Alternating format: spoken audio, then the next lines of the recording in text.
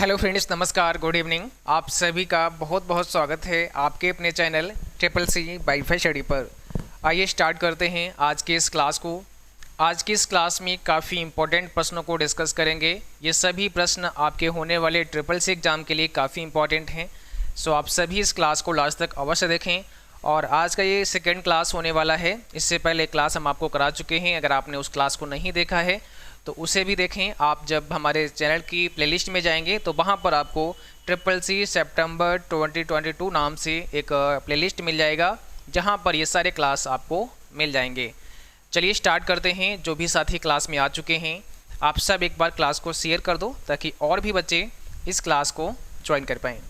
आज का सबसे पहला प्रश्न आपकी स्क्रीन पर है, जहाँ पर आपसे पूछा गया है हाफ डुप्लेक्स ट्रांसमिशन संपर्क को एक समय पर एक दिशा तक सीमित रखता है। यानी जो हाफ डुप्लेक्स है वो ट्रांसमिशन संपर्क को एक समय में एक दिशा तक ही सीमित रखता है। ठीक है, आपको जवाब करना है इसमें कौन सा करेक्ट आंसर हो जाएगा। ऐसे साथी जिनका यूपीपीसीएल का एग्ज़ाम है, ठीक है, तो आप लोग भी इस पूरी सीरीज़ को फॉलो कर सकते हैं, क्योंकि आपके एग्ज़ाम में भी जो क्वेश्चन आते हैं वो ट्रिपल सी लेवल के ही आएंगे। हालांकि हम कोशिश करेंगे कि एक अलग से क्लास स्पेशल आपके लिए कराएं, तो जल्दी ही हम क्लास स्टार्ट करेंगे यूपीपीसीएल की अलग से। ठीक है, देखिए यहाँ पर हाफ डुप्लेक्स ट्रांसमिशन संपर्क को एक समय पर एक दिशा तक सीमित रखता है। इसका आंसर एकदम ट्रू हो जाएगा। अब देखिए, अगर हम बात करते हैं सिंप्लेक्स की, ठीक है, एक होता है आपका सिंप्लेक्स, एक होता है आपका हाफ डुप्लेक्स, और एक होता है आपका डुप्लेक्स। ये सारी चीज़ें आपको आनी चाहिए। क्या दोनों, इन तीनों में क्या डिफरेंस है? सिंप्लेक्स में क्या होता है, जो ट्रांसमिशन होता है वो एक तरफ से होता है। ठीक है, एक तरफ से क्या होगा, ट्रांसमिशन होगा। बात समझ रहे हो? यानी डेटा का ट्रांसमिशन केवल एक तरफ से होगा, एक दिशात्मक होगा, ऐसा भी कह सकते हैं। मतलब एक तरफ से ही होगा, इधर से नहीं हो पाएगा। तो ये समझ गए। जैसे अगर हम कीबोर्ड की बात करें, ठीक है, अगर हम माउस की बात करें तो कीबोर्ड माउस ये सब क्या हैं, ये सब आपके सिंप्लेक्स हैं। आई होप आप ये समझ गए होंगे। इसी के साथ साथ अगर हम हाफ डुप्लेक्स की बात करें तो डेटा का जो ट्रांसमिशन है ना, ये दोनों तरफ से होता है, दोनों तरफ से होता है, बट एक टाइम पर एक तरफ से ही होगा। जैसे अगर हम यहाँ पर वॉकी टॉकी की बात करें, ठीक है, तो वॉकी टॉकी में क्या होता है, वॉकी टॉकी में डेटा का ट्रांसमिशन तो दोनों तरफ से होता है, बट रियल टाइम में नहीं होता है। मतलब एक साइड से पहले होगा कम्युनिकेशन और इसके बाद एक साइड से होगा। यानी बात तो दोनों तरफ से हो रही है, बट एक समय पर एक साथ नहीं हो रही है, पहले एक तरफ से फिर दूसरी तरफ से। ठीक है, तो अधिकांश आपने वॉकी टॉकी में दिखा होगा। और अगर हम डुप्लेक्स की बात करते हैं तो एक समय में दोनों तरफ से क्या होगा, ट्रांसमिशन हो सकता है, ये डुप्लेक्स होता है। जैसे अगर हम फ़ोन की बात करते हैं, मोबाइल फ़ोन की बात करते हैं, तो जब आप बातचीत करते हैं तो क्या होगा, आप दोनों एक साथ बोल सकते हैं, एक साथ आप बोलेंगे तो दोनों एक साथ सुन सकते हैं। तो यहाँ पर क्या होगा, डुप्लेक्स होगा। तो सिंप्लेक्स, हाफ डुप्लेक्स और डुप्लेक्स आप समझ गए होंगे क्या होता है। तो यहाँ पर वही कह रहा है कि हाफ डुप्लेक्स में ट्रांसमिशन संपर्क को एक समय पर एक दिशा तक सीमित रखता है। इसका मतलब एकदम सही है, ऑप्शन पहला हो जाएगा। सेकेंड क्वेश्चन में पूछा है www के फाउंडर कौन हैं? Who is the founder of www? Answer दीजिएगा, www के फाउंडर कौन हैं, बताइएगा कौन सा इसमें करेक्ट आंसर हो जाएगा, कौन सा इसमें करेक्ट आंसर हो जाएगा, बोलिएगा। देखिए www की अगर हम बात करते हैं तो ये वर्ल्ड वाइड वेब होता है, और इसके फाउंडर की बात करते हैं तो टिम बर्नर्स-ली। कौन हो जाएंगे? टिम बर्नर्स-ली हो जाएंगे www के फाउंडर। अगला सवाल है लिब्रे ऑफिस इम्प्रेस से पूछा गया है, इम्प्रेस में फाइंड एंड रिप्लेस की शॉर्टकट की क्या होती है? व्हाट इज द शॉर्टकट की of find and replace in impress? तो आप जल्दी से बताएं। और जो साथी क्लास में हैं आप सब क्लास को एक बार लाइक करें, शेयर करें, ताकि और भी बच्चे इस क्लास को ज्वाइन कर पाएँ। और जिन बच्चों ने चैनल को सब्सक्राइब नहीं किया है तो आप सबको सब्सक्राइब करके बेल आइकन भी प्रेस कर लेना है, ताकि नोटिफिकेशन भी जब भी कोई नई क्लास हो उसका आप तक सबसे पहले पहुंचे। बहुत सारे बच्चे कहते हैं सर हमारे पास नोटिफिकेशन नहीं आता है, तो हो सकता है आपने ऑल नोटिफिकेशन प्रेस ना किया हो, सो ऑल नोटिफिकेशन आपको प्रेस कर देना है। यहाँ पर सही जवाब हो जाएगा कंट्रोल एच होता है। कंट्रोल एच से हम फाइंड एंड रिप्लेस कर सकते हैं। देखो कंट्रोल एफ किसके लिए होता है, केवल फाइंड करने के लिए होता है, अपनी कॉपी पे नोट करो। कंट्रोल एच किसके लिए होता है, फाइंड एंड रिप्लेस के लिए होता है।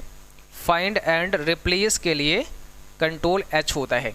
जैसे अगर हम आपको यहाँ पर लिब्रो ऑफिस इम्प्रेस में लेकर चलें, थोड़ा सा हम दिखाना चाहेंगे आपको। जब आप लिब्रो ऑफिस इम्प्रेस में आते हैं तो यहाँ मेनूज पर आप जाइएगा। देखिए लिब्रो ऑफिस इम्प्रेस में आएंगे और मेनूज पर जाएंगे। अभी आपके मेनू हैं सारे के सारे, आप यहाँ देख सकते हैं, ये सभी आपके मेनूज हैं।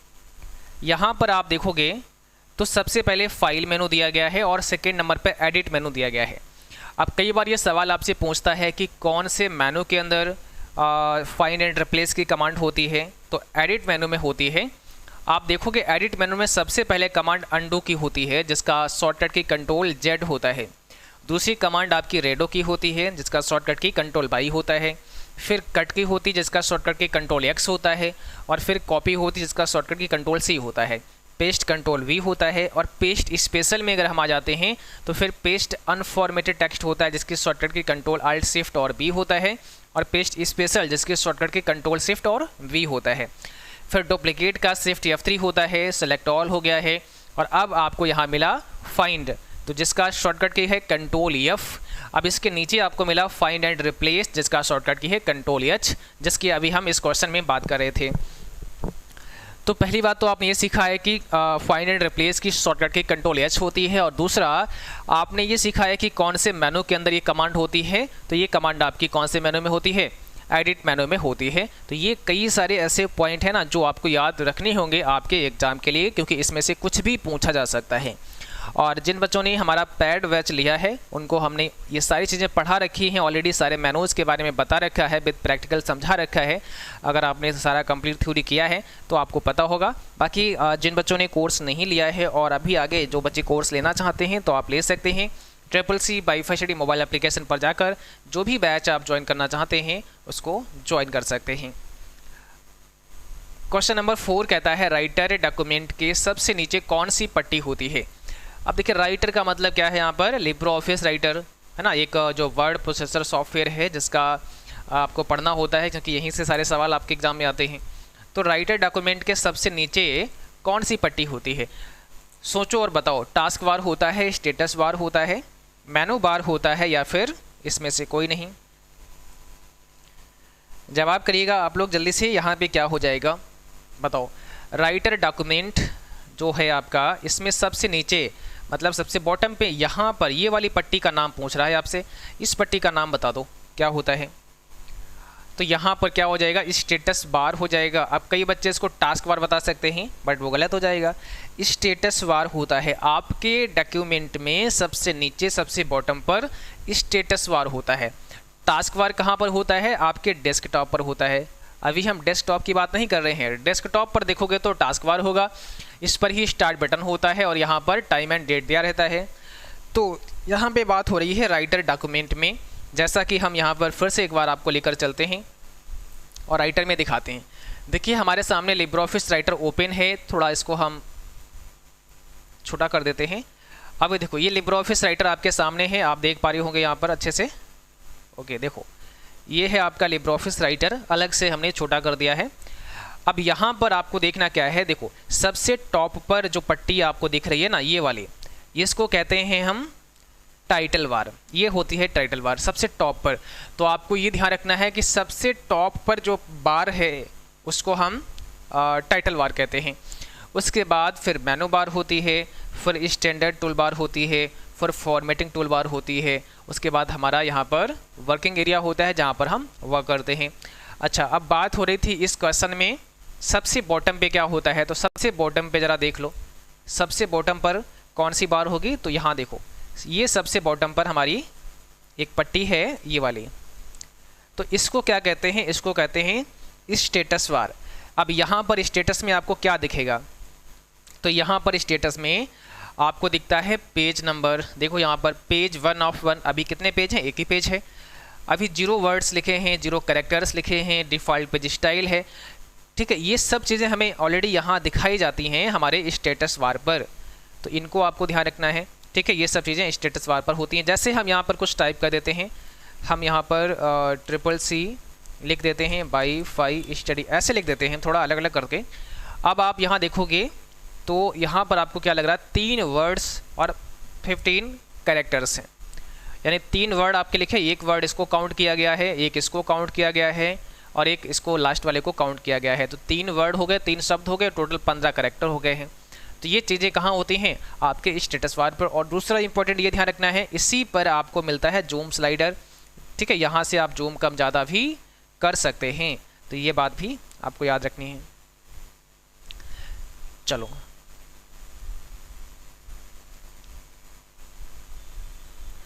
आगे बढ़ते हैं और अगले क्वेश्चन का आपको जवाब करना है। तो यहाँ पर तो स्टेटस बार हो गया। इस क्वेश्चन का आंसर बताओ।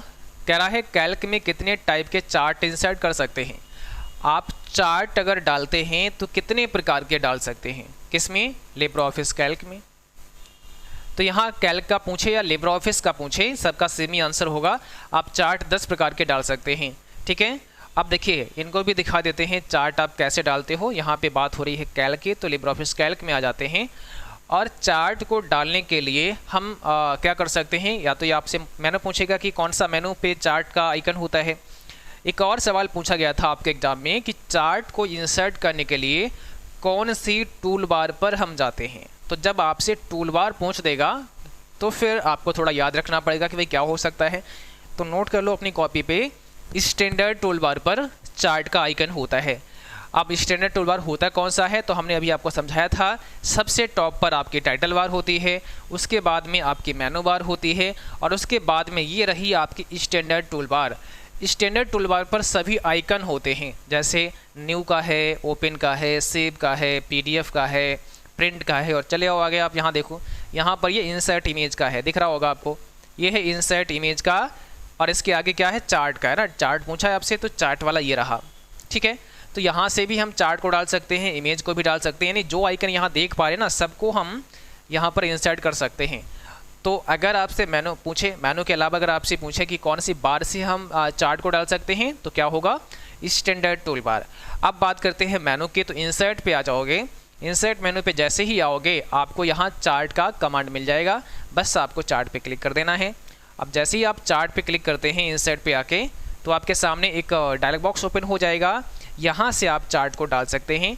और अभी आपसे सवाल ये पूछा है कि कितने टाइप के डाल सकते हैं, तो देखिए चूज अ चार्ट टाइप में आप जाओगे तो क्या देख रहे हो, कॉलम चार्ट है, बार चार्ट है, पाई चार्ट है, एरिया चार्ट है, लाइन चार्ट है, XY, scatter, bubble, net, stock, column and line. तो आप देख पा रहे होंगे ना, टोटल 10 प्रकार के चार्ट हम डाल सकते हैं। टोटल 10 टाइप के चार्ट हैं जिनको हम डाल सकते हैं, ठीक है। अच्छा, तो ये बात सीखिए आपने। स्टेप की बात करें तो देखो, चार्ट टाइप, फिर डेटा रेंज, फिर डेटा सीरीज, फिर चार्ट एलिमेंट्स। तो यहाँ पर टोटल 4 स्टेप्स में हम चार्ट को डाल सकते हैं। तो ये चीज़ें आपको ध्यान रखनी है। हम चार्ट को 3D लुक में भी देख सकते हैं, तो यहाँ पर आप टिक कर देंगे तो आपका चार्ट 3D लुक में आ जाएगा, ठीक है। तो आई होप आपने ये सारी चीज़ें यहाँ से समझ ली होंगी। तो यहाँ पर तो आपका ऑप्शन डी हो जाएगा। अब ये चीज़ें आप समझ गए हैं कि भाई चार्ट को हम किस मेनू से डाल सकते हैं, चार्ट को हम किस टूलबार से डाल सकते हैं। इनके जवाब आपको पता है। आगे सवाल आया तो आपको मना नहीं करना है, आपको ये नहीं कहना है कि नहीं सर मुझे नहीं आता है, ये सब आपको आना चाहिए।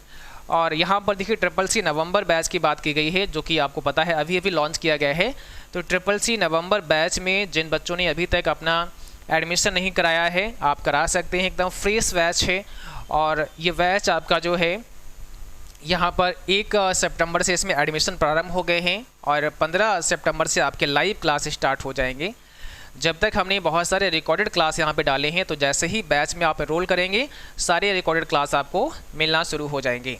देखिए यहाँ पर थ्योरी का पूरा बैच है और MCQs का पूरा बैच है। तो यहाँ पर थ्योरी के सारे क्लास हमने रिकॉर्ड करके अपलोड कर दिए हैं, क्योंकि बहुत जल्दी ही कराना, वैसे आपको पता है 3 मंथ का कोर्स होता है, लेकिन 1.5 माह में पूरा कोर्स कराना है, क्योंकि नवंबर में आपका एग्ज़ाम होगा, तो नवंबर से पहले पहले ये कोर्स कंप्लीट होने वाला है। सो यहाँ पर कुछ हमने रिकॉर्ड किए हैं सेशन और कुछ लाइव क्लास रहेंगे। सारे लाइव क्लास होंगे जो एमसीक्यूज हैं, और बाकी अदर जितने भी क्लास रहेंगे ना सारे लाइव रहेंगे, ताकि आपके डाउट क्लियर हो पाए। सो इस बैच में आप अपना एडमिशन ले सकते हैं, और अभी इस पर एक बहुत बड़ा डिस्काउंट है, यानी 50% यहाँ पर ऑफ कर दिया है हमने। इस बैच का प्राइस 599 है, आप अभी 299 में ले सकते हैं। केवल और केवल 299 में इस पूरे बैच को आप ज्वाइन कर सकते हैं, ठीक है। यहाँ पर इस बैच में आने के बाद में आपको अलग से कोई भी स्टडी मटेरियल परचेज़ करने की आवश्यकता नहीं होगी। सारा आपका जो स्टडी मटेरियल है वो इस बैच के अंदर हम आपको प्रोवाइड कराएंगे। किसी भी जानकारी के लिए आप हमें व्हाट्सएप कर सकते हैं इस नंबर पर 9452299446 हमारा व्हाट्सएप नंबर है, ठीक है। इस बैच में एडमिशन कौन कौन ले सकता है? तो जिस बच्चे ने अपना फॉर्म सितंबर में अप्लाई किया है, या अभी आपके पास बहुत टाइम है, अभी आप अप्लाई कर सकते हैं। तो अगर आप सितंबर में फॉर्म भरते हैं तो अक्टूबर को छोड़ दो। एग्ज़ाम कब होगा? नवंबर के फर्स्ट वीक में आपका एग्ज़ाम हो जाएगा, और आपके लिए ही ये बैच हमने बनाया है। इस बैच का नाम है फतेह 2.0, जो निश्चित आप सबको एग्ज़ाम में टॉप कराएगा। अगला सवाल का जवाब करो, यूडेमी क्या है? What is Udemy? यूडेमी क्या है? बोलो, आंसर दो। देखिए, हम जब यूडेमी की बात करते हैं तो यहाँ पर सही जवाब हमारा निकल कर आता है ऑप्शन नंबर वी। ये आपका क्या है? एक ई लर्निंग प्लेटफॉर्म है। यूडेमी एक ई लर्निंग प्लेटफॉर्म है जहाँ पर आप लर्न कर सकते हैं, पढ़ सकते हैं, सीख सकते हैं। अगला सवाल है, इंटरनेट पर मेल भेजने के लिए किस प्रोटोकॉल का इस्तेमाल होता है? भाई, अगर हम इंटरनेट पर किसी को मेल भेजना चाहते हैं, मेल भेजने का मतलब हम किसी को ईमेल करना चाहते हैं, तो भाई क्या होगा? उसमें भी कुछ प्रोटोकॉल यूज होते हैं। तो बताइएगा मेल के प्रोटोकॉल क्या होते हैं और भेजने के लिए कौन सा हम यूज करते हैं। आप जितने बच्चों को आंसर पता है ना, जल्दी से जवाब कर दो क्वेश्चन नंबर डाल करके। और भाई, जो बच्चे अभी भी क्लास में आए हैं, आप सभी क्लास को लाइक और शेयर करते रहें, ठीक है। लाइक और शेयर सभी बच्चों को करते रहना है। आंसर यहाँ पर हो जाएगा सी, आपका SMTP। क्या कहते हैं इसे? Simple mail transfer protocol. देखो, 3 प्रोटोकॉल आपको याद रखने हैं, अपने दिमाग में बिठा लो या लिख लो। एक SMTP, दूसरा POP3, तीसरा IMAP। ये 3 प्रोटोकॉल आप अपने दिमाग में बिठा लो।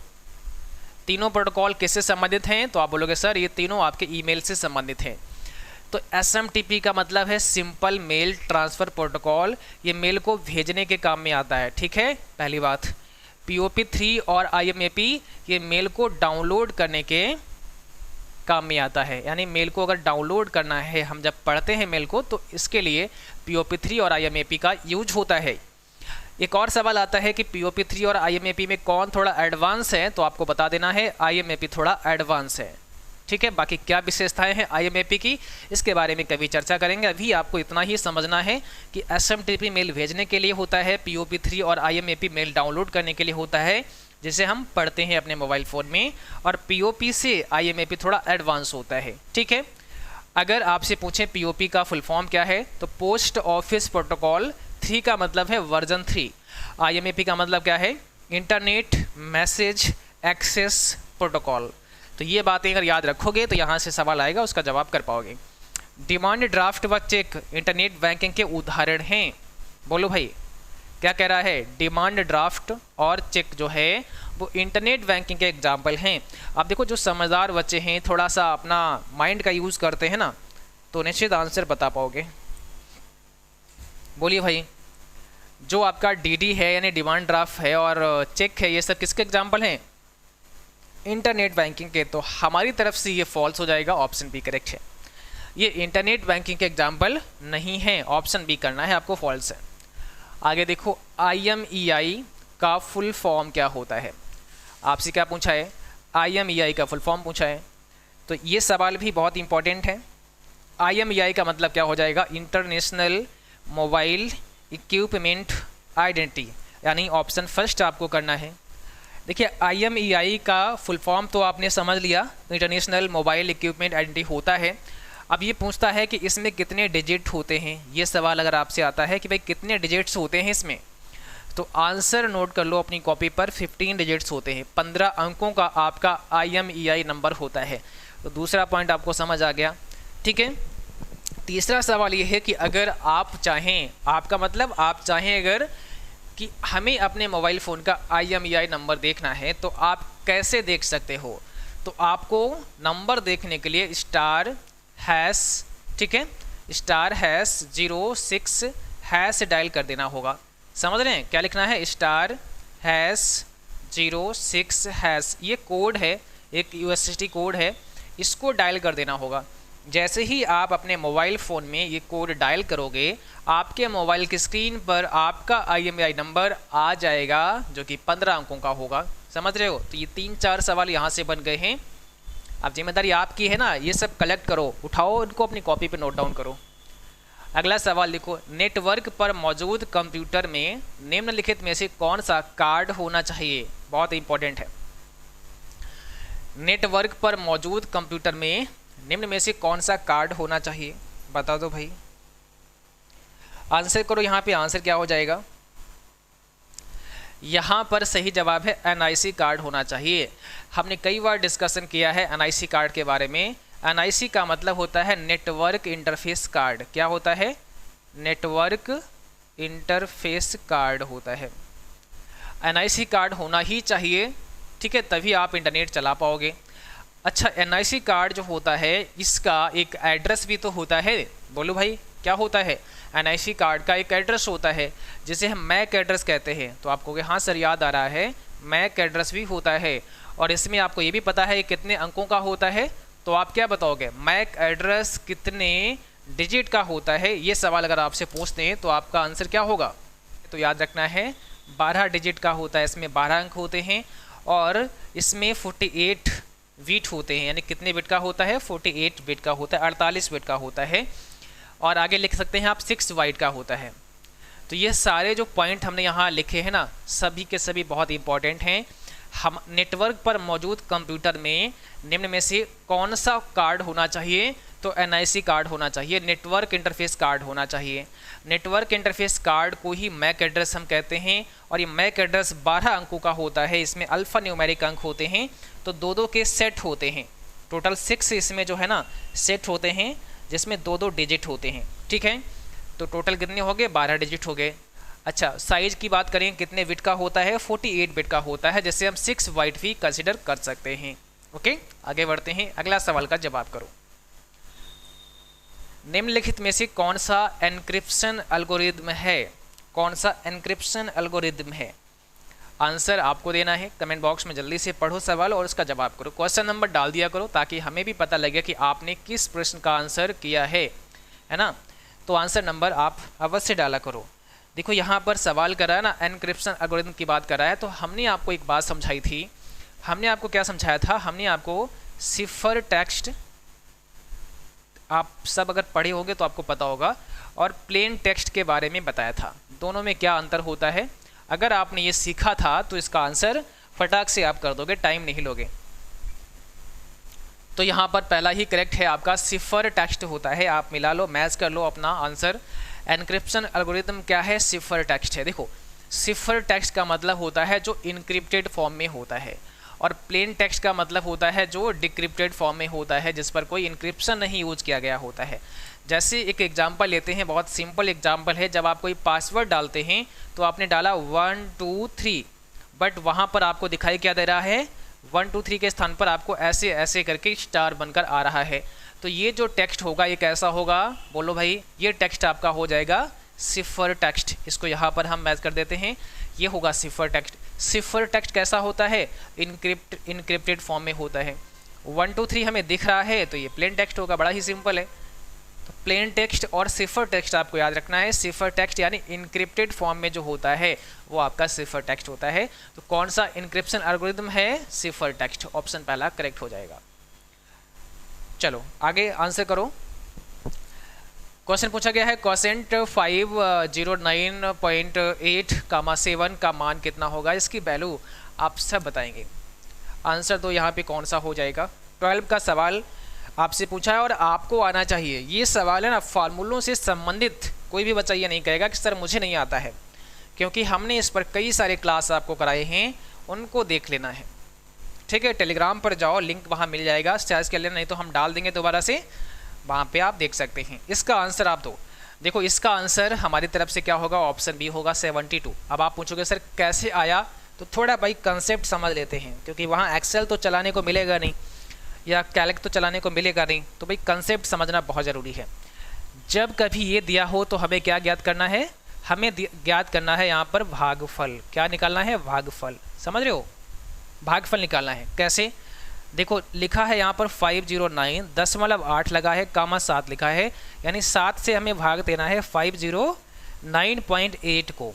इतना सा काम कर लोगे, आपको कि हाँ सर बहुत आसान है ना, क्योंकि पहली वाली संख्या में हम 7 से भाग कर देंगे तो इतना आसान काम है, कर सकते हैं।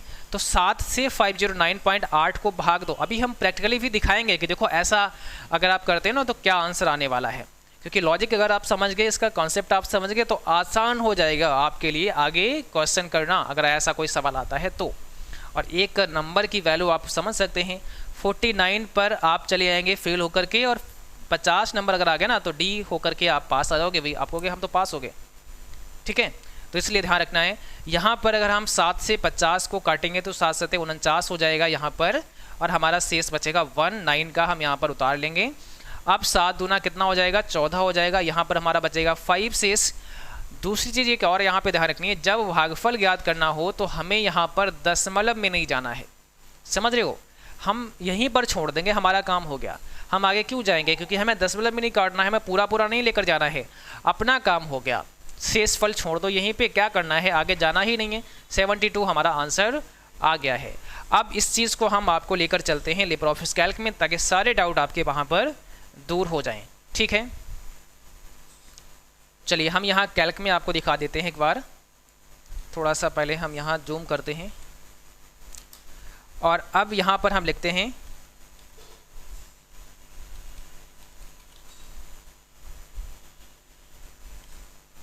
509,8 और कामा 7, ये था शायद, है ना। चलो हम यहाँ चेक कर लेते हैं एक बार। 509.8 कामा 7। अब इसका आंसर आपको देखना है, देखो क्या आता है। जैसे ही हमने एंटर किया तो आप यहाँ देख पा रहे होंगे, यहाँ पर जो आंसर आया है वो 72 आया है। देखिए कैसे, यहाँ लिखा क्या है, क्वोशिएंट 509.8 कामा 7। तो इसने क्या किया, 7 से डिवाइड किया 509.8 को, बट इसको दशमलव में नहीं जाना है, तो इसलिए ये आंसर आया 72। अगर हम यहाँ पर 8 को हटा देते हैं, पॉइंट वैल्यू हटा देते हैं, तब भी यही आएगा, तब भी यही आने वाला है, ठीक है। अगर हम यहाँ पर 9 की जगह 7 कर देते हैं, तब भी यही आने वाला है। समझ रहे हो, क्योंकि इसलिए आ रहा है हमें दशमलव में नहीं काटना है। 500 कर देते हैं तब 71 आ जाएगा। तो आई होप आप ये समझ पा रहे होंगे कि इसमें हो क्या रहा है। बस इसमें यही हो रहा है कि आपको इस सेकेंड वाली वैल्यू से भाग दे देना है पहली वाली वैल्यू को, और बस आपको भागफल देख लेना है अपना, शेषफल छोड़ देना है, पॉइंट में नहीं काटना है। लिब्रियोफिस कैल्क में अनलिमिटेड पंक्तियां जोड़ी जा सकती हैं, यस या नो, बताओ। लिब्रियोफिस कैल्क में अनलिमिटेड रोज आप ऐड कर सकते हैं, आपका मन हो उतना रो ऐड कर दो। रो मतलब समझ गए ना, ऐसे लाइनें जो होती हैं इनको कहते हैं रोज, और ऐसी लाइनें होती हैं इनको कहते हैं कॉलम।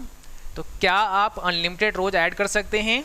नहीं भाई, फॉल्स हो जाएगा। अनलिमिटेड हम नहीं ऐड कर सकते हैं।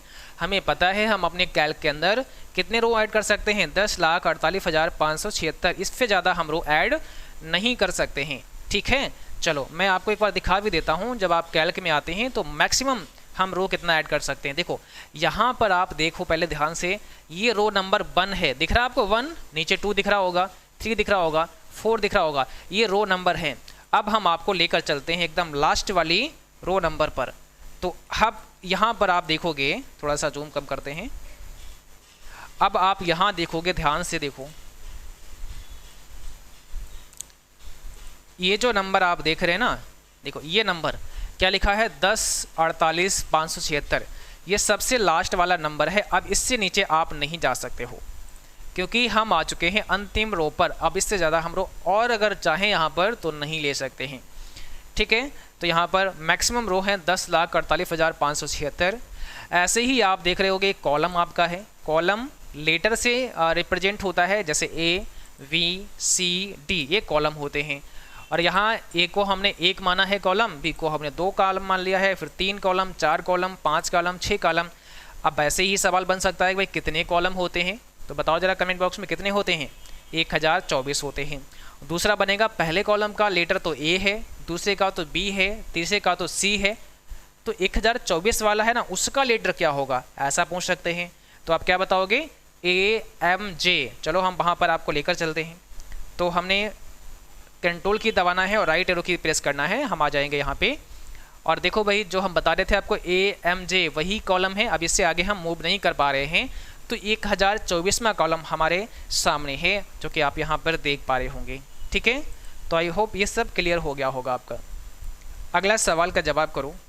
कुछ वेबसाइट्स जो मित्रों और संबंधियों के साथ नेटवर्क बनाती हैं उन्हें क्या कहते हैं। ऐसी वेबसाइट्स जो मित्रों और संबंधियों के साथ में नेटवर्क बनाती हैं, आपके फ्रेंड्स हो गए, आपके रिलेटिव जो हो गए, उनके साथ में अगर आप नेटवर्क बनाते हैं, संबंध बनाते हैं, ठीक है, यानी अगर उनसे आप कनेक्ट होते हैं तो फिर इसको क्या बोलते हैं, सोशल नेटवर्किंग साइट बोलते हैं, नेटवर्किंग बोलते हैं, ई-कॉमर्स वेबसाइट बोलते हैं या सर्च इंजन बोलते हैं। तो सिंपल सा आप लोग बता दोगे भाई ये तो सब आपकी सोशल नेटवर्किंग साइट होती हैं। सोशल नेटवर्किंग साइट जैसे फेसबुक से हम जोड़ सकते हैं, इंस्टाग्राम है, फेसबुक है, सब चीज़ें क्या है सोशल नेटवर्किंग साइट में आती हैं। कई सोशल मीडिया साइट और सेवाएं वैध खाता सत्यापन के लिए डैश प्रदान करती हैं। कई सोशल मीडिया साइट क्या करती हैं, खाता सत्यापन के लिए, अकाउंट वेरिफिकेशन के लिए क्या करती हैं, डैश प्रदान करती हैं। अब आपको बताना है क्या प्रदान करती हैं, retina scanning, fingerprint scanning, 2 step verification या इसमें से कोई नहीं। आंसर दीजिएगा इसमें कौन सा करेक्ट आंसर हो जाएगा।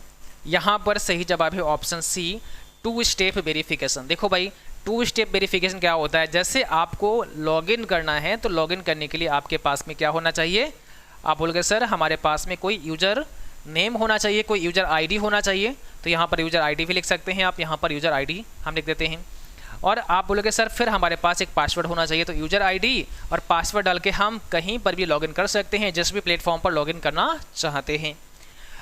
अब ये 2 स्टेप वेरिफिकेशन क्या है, तो अगर किसी को यूजर आईडी और पासवर्ड भी पता है और जब वो लॉगिन करता है तो एक OTP आ जाएगा, OTP आएगा आपके मोबाइल नंबर पर जो रजिस्टर किया होगा आपने यहाँ पर।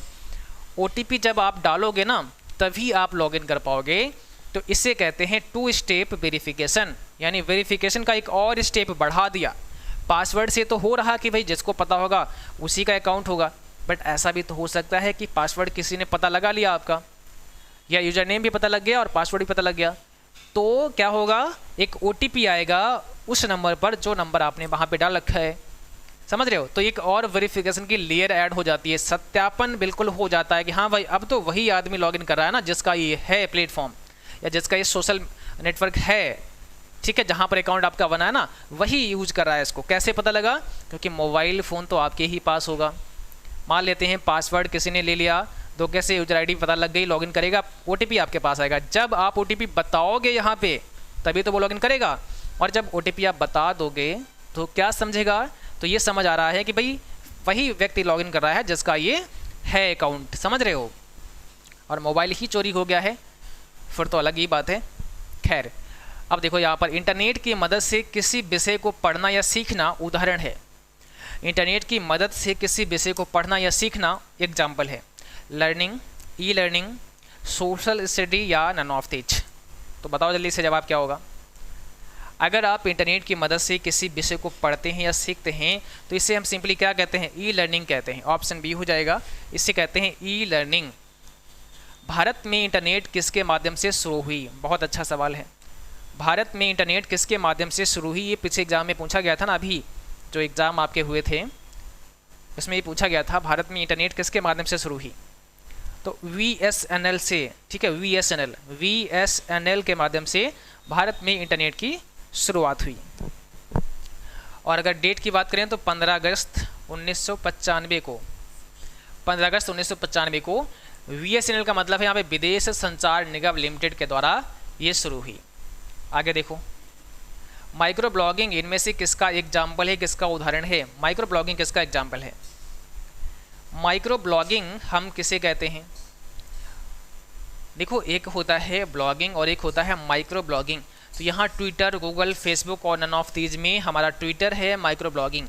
ठीक है, बहुत सारे पोस्ट यहाँ पर होते हैं, आप देख रहे होंगे बहुत सारे जिनके भी अकाउंट्स हैं वहाँ पर वो कुछ ना कुछ पोस्ट करते रहते हैं, तो ये भी एक ब्लॉगिंग है। तो इसको हमने छोटा कर दिया है, मतलब छोटा एक माइक्रो लेवल पर ब्लॉगिंग है, तो इसलिए माइक्रो ब्लॉगिंग बोल दिया गया है ट्विटर को।